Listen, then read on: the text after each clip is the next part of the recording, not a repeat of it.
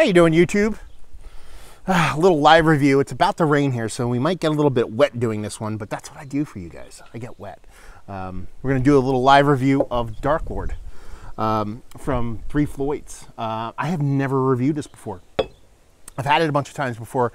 I've had the base beer, I've had the barrel aged versions, I've had a couple bits and pieces here and there, but I've never had it before. But I was lucky enough to have a viewer, Mr. Beers, Alec Beers, send me off a one of these yesterday. Actually, I did an unboxing and I said, you know what, maybe I'll do a live Dark Lord review today, and that's what we're gonna do.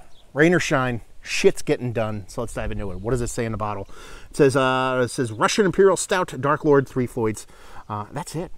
You know, it's got silver wax. I didn't know what that meant when I unboxed it, but I looked it up. It means that it's 2018 version. So here comes the rain. I kind of think it's kind of makes sense for it to rain while I do this. You know, it's kind of, you know, I don't know why. Dark Lord makes me think of dim and dingy things.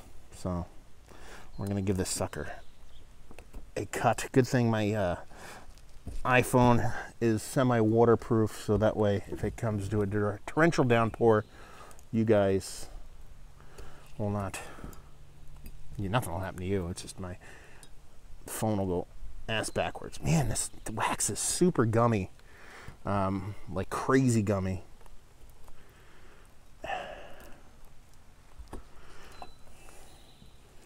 Starting to come down a little bit. We'll see what happens. I might have to move. Oh, we brute force that sucker off there. There we go. So let's see. We're gonna get a little bit of dilution in this because of the rain. So it would be awesome if it just starts torrential downpouring.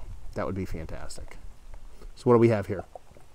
We have a big fatty glass. You're not going to get a big generated 10 on there, but you get just under a pinky finger. What I like my coffee to look like color-wise. Super tight, compact bubbles, infinite creaminess. It looks absolutely decadent.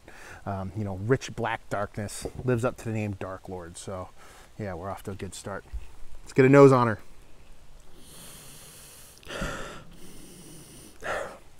Nice big roasted malts, nothing too crazy though. There's a soft bittering hop to it. There's off the that accompanies that kind of roasted maltiness. You get a bit of that kind of vanilla in there too, so I'm getting a bit of vanilla. You get a little spiciness to it too. Spiciness, I don't know what it is. It could be like a nutmeg, it could be like a cinnamon kind of thing. Nothing too crazy though. It smells more of like a little bit of a creamy kind of milk stouty, big kind of stout with a kind of big robustness to it. So let's dive in. Cheers. Man, that's sweet. Big, huge sweetness. There's got to be something like cinnamon or some kind of big kind of bitter, not bittering component, but some kind of spice component to it.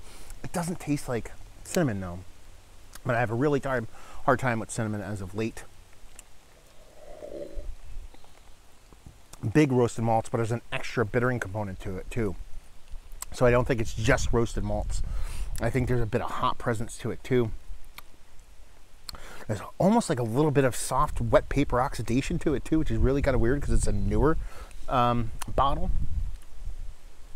That could be that little pennies nickels things I have every now and then with beer. Man, vanilla comes out big roasted malts. A little bit of spiciness, like I said, kind of a vanilla kind of thing going on in there. Almost like a little bit of kind of vegetal thing, like a green vegetal bell pepper kind of thing going on in there. It's nice, it's tasty. It's a little bit on the sweet side for me. Nothing too crazy, but it's nice. It's got a nice sweetness to it, but not, while I said a little bit sweet for me, it's not cloyingly sweet to the point where it's like just kind of too much. I'd be able to split a bottle with this with one person, no problem. It's that bittering component on top of that sweetness that I think keeps it in check. And I think you're getting that from roasted malts and from some hop presence. I think there's a bit more going on in it, but it's a hard thing to kind of peg down. But it's a tasty beer, a nice beer. There's, you know, otherworldly stories about it. People talk about Dark Lord Day, going there, hanging out and stuff like that. I think a lot of that has to do with people actually going out and experience beer in lines more than the beer itself. It's super tasty though. I've had several variants of it, and it always seems like the variants are very kind of dicey when it comes to how they hold up. Even when Mr. Beer sent this to me, he talked about a lot of people talk about a soy sauce kind of character. I can get that. I can get where people will be like, it tastes a little bit soy saucy.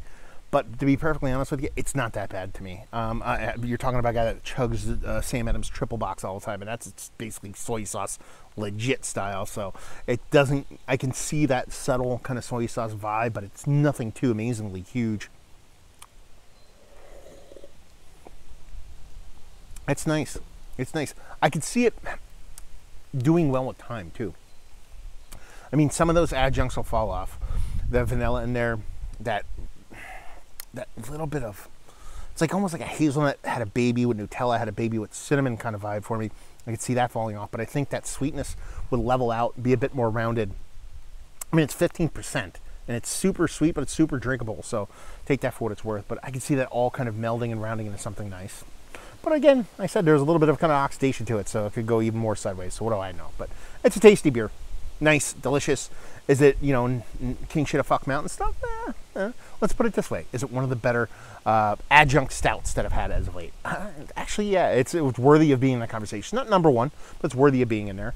Value availability, I don't think it's super expensive, but you got to go there and get it and stuff like that, unless you have somebody absolutely fantastically awesome send it to you and leave you with, if you like what, will you like this? If you like big, sweet, pastry-esque kind of stouts. It doesn't necessarily get in full pastry stout form, but it's pretty damn nice. And, you know, in the end, if you've never had it before, I think it's worth tracking down, but I wouldn't go too crazy kind of trading ape shit bullshit for it.